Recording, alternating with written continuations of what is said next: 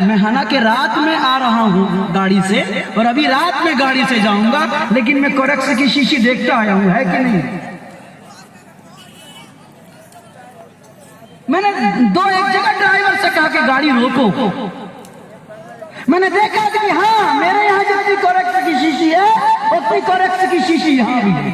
اے نوجوانوں بولو، 2 کلومیٹر کوئی ٹرالی والا کھڑا ہو جائے، ٹریکٹر اسٹارٹ کرے، 4 نوجوان 2 دائیں 2 بائیں ٹرالی کے اندر کوریکس کی شیشی کو بھرتے چلے جاؤ، میں سمجھتا ہوں کہ تمہاری ٹرالی 2 کلومیٹر کے اندر بھر جائے گی۔ جاؤ نا ڈی ایم کے یہاں، بیگوسرائے کے ڈسٹرکٹ مجسٹریٹ کے یہاں لے کے جاؤ نا، کہو کہ سر آپ سے ریکویسٹ ہے کہ سرکار نے بہار کے اندر شراب پہ پابندی لگائی ہے کہ 2 کلومیٹر کے اندر بیگوسرائے کے اندر، دیکھیے کوریکس کی شیشیاں کہاں سے آتی ہیں؟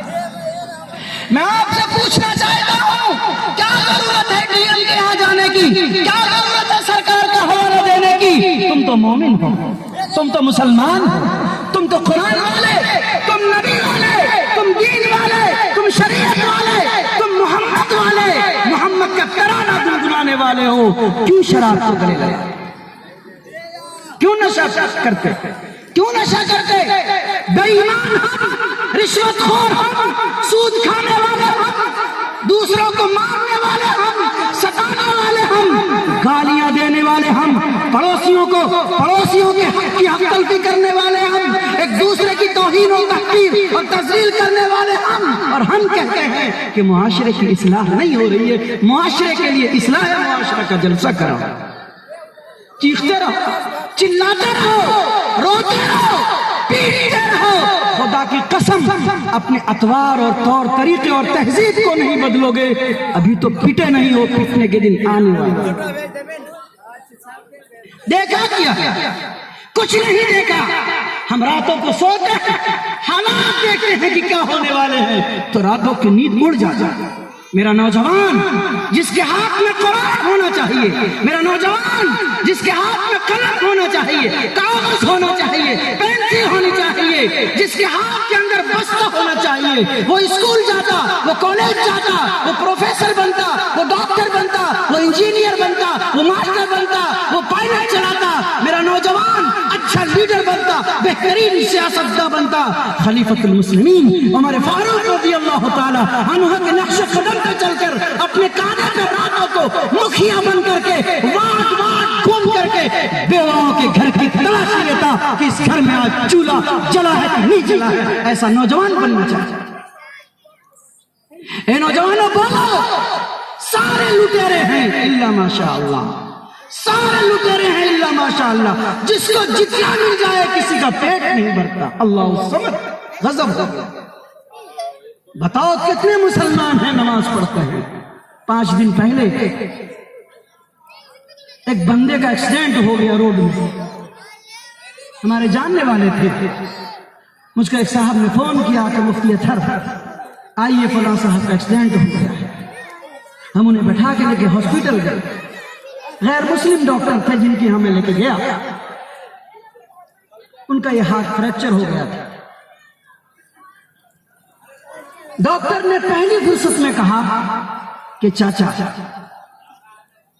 آپ تو مسلمان ہیں، نماز پڑھتے ہیں، آپ کا یہ ہاتھ اکھڑ چکا ہے، پاؤں میں فریکچر ہے، بیٹھ کے نماز پڑھیے گا، اسلام میں رعایت دی گئی ہے، بیٹھ کے نماز پڑھیے گا، آپ کے مذہب اسلام میں رعایت دی گئی ہے، ہاتھ اور لولے اور کولے اور پنگڑی کو مت ملائیے گا ورنہ آپ ٹھیک نہیں ہو پائیے گا۔ ڈاکٹر مسکرا رہا تھا اور پیشنٹ کو سمجھا رہا تھا، اور میں اندر ہی اندر سوچ رہا تھا کہ میرے مذہب کو، میرے عقیدے کو، میری تہذیب کو، میرے دین کو مجھ سے زیادہ اس نے سمجھا جس نے اس دین کو اپنایا تھا۔ اگر میں بول دیتا کہ بابا یہ تو بے نمازی ہے، ارے تو کبھی نماز نہیں پڑھتا، کیا مشورے دیتے ہو ان کے بارے میں؟ بتاؤ میرے مذہب کے تعلق سے میرے غیر برادران وطن کے دل کے اندر کیسا پیغام جاتا کہ یہ کیسا مسلمان ہے کہ نماز نہیں پڑھتا، اور میں اس کو نماز کے طریقے بتا رہا ہوں۔ اے مسلمانوں، مسجدیں تم بناتے، لمبی چوڑی مینار تم لگاتے، مسجدوں کے اوپر ٹائل تم لگاتے, مسجدوں میں AC تم لگاتے, نماز کون پڑھنے آئے؟ کس کو تبلیغ کرو, کس کو سمجھاؤ گے؟ کتنے مسلمان ہیں؟ اگر ایک ایک کا ہاتھ پکڑ کر کے ایمانداری کے ساتھ کھڑا کیا جائے تو میں نہیں سمجھتا ہوں کہ 2, 3, 4% بھی مسلمان نمازی. 4% ہم مان لیتے ہیں. جتنے بچے مدرسے میں جاتے ہیں پڑھنے کے لیے, ہم مان لیتے ہیں کہ 4% مسلمان مسجد میں جاتے ہیں نماز پڑھنے کے لیے, تو 96% مسلمان مسجد سے دور ہے اور مسجد مدرسہ کا رٹ کی رٹ لگا رہا ہے. اس کی مسجد کا تحفظ کیسے ہو؟ مسجد کی دیوار سے تم کو محبت, مسجد کی زمین سے تم کو محبت, مسجد کی عمارت سے تم کو محبت, مسجد کے کام سے تم کو محبت, مسجد کے متولی کا تم کو شوق, مسجد کا ذمہ دار اور سیکریٹری بننے کا تم کو خواہش, مسجد کا صدر اور اध्यکش اور پریزیڈنٹ بننے کی تمہارے دل میں للک اور کسک. لیکن مسجد میں مصلی بڑھ جائیں, نمازی بڑھ جائیں, 5 وقت سجدہ تم کرو, اس کے لیے اصلاح معاشرہ کا جلسہ تم کرا لو, لیکن گھر میں بیٹھ کے تم ہی رہو. مسلمان بھائیو, تم سے مراد میں بھی ہوں اور آپ بھی ہیں اور ہم سب ہیں. آئیے اصلاح معاشرہ کے عنوان پہ آج اس جلسے میں پہلی بات یہ طے کریے. نمبر 1, ہم اپنے بچوں کو حافظ قرآن بنانے کے ساتھ خود بھی قرآن کی تعلیم حاصل کریں گے.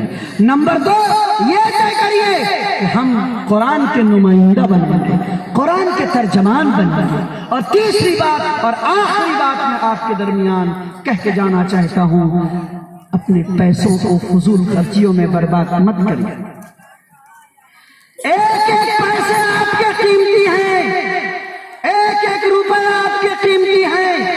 ان پیسوں کو اللہ تللے مت خرچ کرو. اے مسلمان بھائیو, قوم کی حالت بڑی جگرگو ہے. جاؤ گاؤں میں جا کے دیکھو, سماج کے اندر جا کر کے دیکھو, جاڑے کا زمانہ ہے, موٹے موٹے کمبلوں, لحاف اور گرم ایسیوں میں سونے والے مسلمانوں.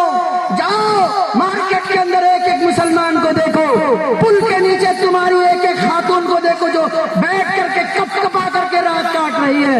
اے مسلمانوں, ان غریب ان علاقوں کے اندر جاؤ جن علاقوں کے اندر رات کو ماں اپنے بچے کو کچھ بھون کے توے پہ کھلا دیتی ہے تو صبح کا خیال نہیں رہتا, صبح کو کھلا دیتی ہے تو دن بھر کا پتہ نہیں رہتا بچے کو کیا ملے گا. ان فقیر کے ہاتھوں کو پکڑو, ان غریب کے کپڑوں کو دیکھو, ان کے کرتوں کو دیکھو, ان کے سر کے اوپر آنچل اور دوپٹہ کو دیکھو, جو مسلمان نام رکھتی ہیں, جن کا سلمہ نام ہے, جن کا امیہ نام ہے اور جن کا ابو سفیان اور عبداللہ اور عبد الرحمن نام ہے. پیسوں کو بچاؤ, ان بچوں کو پکڑ کے لاؤ, ان غریبوں کو پکڑ کے لاؤ, ان کو مسجد میں لاؤ, ان کو مدرسے میں لاؤ, اور اگر پیسے ہیں تو ان کا گھر بناؤ, ان کے لیے خیر و خیرات کرو, ان کے بچوں کو نہلا کے دھلا کے اسکول میں جانے والا ہے تو اسکول بھیجو, اور اگر مدرسہ میں جانے والا ہے تو مدرسے بھیجو. خدا کی قسم آپ کے پیسے آپ کی امانت ہیں, پیسے آپ کے نہیں ہیں, پیسے آپ کے رب کے دیے ہوئے ہیں. آپ تو ڈاکیا ہو گیا, آپ postman, you are only postman, آپ صرف پوسٹ مین ہیں. آپ کا کام ہے اللہ کی دی ہوئی جو امانت ہے اس کو کما حقہ جائز طریقے سے اپنی ذات, بال بچے اور امت کے اوپر خرچ کرنا, یہ آپ کا فرض ہے, یہ آپ کے اوپر واجب ہے. پیسے کو بچاؤ. نکاح کے عنوان پہ بات مختصر کر کے سمیٹنا چاہتا ہوں. میرے سماج کے اندر آج نکاح کا لفظ بھولتا چلا جا رہا ہے, سب شادی بولتے ہیں. میرے بیٹے کی شادی کب ہوگی, آپ کے بھائی کی شادی کب ہوگی, آپ کے بھتیجے کی شادی کب ہوگی, آپ کے ڈاکٹر صاحب کی شادی کب ہوگی. سب شادی بولتے ہیں, کوئی نکاح بولتا ہے؟ اللہ ماشاءاللہ, کیوں نہیں بولتے نکاح؟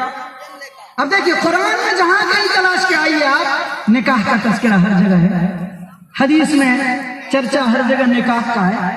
ہاں علماء بیٹھے ہیں بتائیں گے کہ نکاح کا معنی شادی ہے, بیاہ ہے, لیکن جو اصطلاح استعمال کی گئی ہے ہر جگہ وہ نکاح کی اصطلاح استعمال کی گئی. آج میں ایک نکاح پڑھا کے آ رہا ہوں, ارریا سے نکلا تو پورنیہ میں مجھے ایک نکاح پڑھانا تھا. آج کی بات بتا رہا ہوں, 3 بجے نکاح پڑھایا میں تو جب